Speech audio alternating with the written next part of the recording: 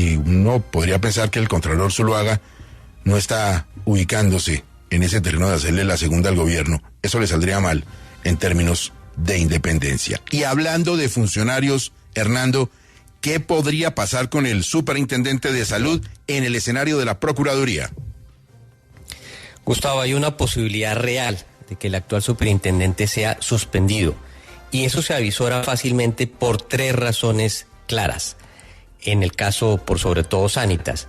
La primera, Gustavo, haber actuado bajo una argumentación ficticia o simulada, lo que se evidencia en el doble discurso gubernamental al concretar esa intervención. Oímos de un lado que ello se debió a un plan B por la caída de la reforma, de la fracasada reforma a la salud, aunque también se decía en boca del superintendente paralelamente que era por aspectos financieros. Pero el segundo, y también muy importante, esa actuación administrativa de intervención no habría estado debidamente ni sustentada ni completa antes de tomar esa medida. Y ello se verifica, Gustavo, para la Procuraduría, en que cuando solicitó la carpeta y la documentación, como es sabido, no le fue entregada. Es más, para eso pasaron horas, lo cual es un hecho bastante significativo. Y el tercero, Gustavo, es conocido que el señor superintendente tenía un criterio preconcebido sobre la situación de Sanitas y sobre esa misma EPS. Incluso, ello lo reiteró en sus redes sociales antes de ser superintendente. Yo le oí en Caracol sus débiles y melifluas explicaciones el día viernes, pero eso no exonera de la inquina ni la animadversión, con lo cual entonces no tendría objetividad ya como funcionario público para adoptar esas decisiones ecuánimes con relación a este importante aspecto. Pero a pesar de ello, Gustavo, se ordenó la intervención de Sanitas y se pudo haber obrado de espaldas al buen criterio administrativo y actuar objetivamente y sin privilegiar un criterio personal. En este caso, se presentaría, según ya indaga la Procuraduría, un conflicto de interés, y ello deviene de varias normas. Del artículo 11 de la Ley 1437, que señala específicamente cuándo se origina ese conflicto de interés y que si ello es así, el funcionario público deberá declararse impedido.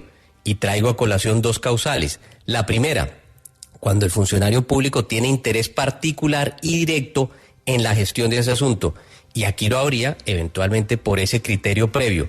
Pero también el 11º, haber dado ese servidor público, en este caso el actual superintendente, consejo o concepto por fuera de la administración o de la actuación administrativa sobre esas cuestiones, materias del conflicto o materias obviamente de su gestión.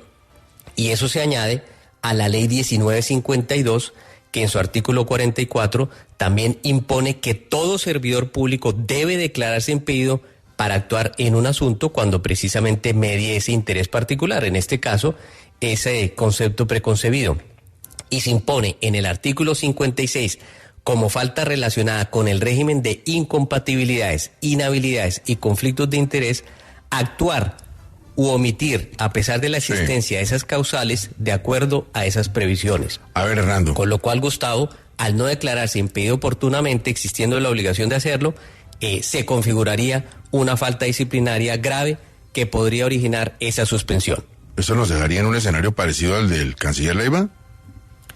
Podemos decir, Gustavo, que parece que los zapatos de Leiva los está hoy calzando el actual superintendente.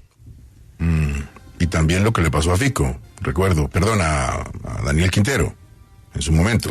Claro, eventualmente por otra configuración, en ese caso por intervención en política, lo cual está prohibido para todo tipo de funcionario, en este caso por esas 3 razones fundamentales, Gustavo, y en ese sentido pues lo que vendría es la suspensión, entre otras por una razón fundamental. Sanitas interpuso un recurso de reposición. Para efectos de que ese recurso sea respondido y que sea despachado, se requiere que sea un funcionario objetivo, y objetivo es aquel que no tenga un concepto preconcebido sobre ese particular, porque de lo contrario ya sabemos qué va a pasar. Y la función pública debe ser imparcial, transparente, neutral y objetiva. Lo dice la Constitución, lo dicen las normas en materia administrativa. Hernando, ¿ha habido declararse impedido? Sí, Gustavo, y así claramente, pues podría la Procuraduría indagarlo.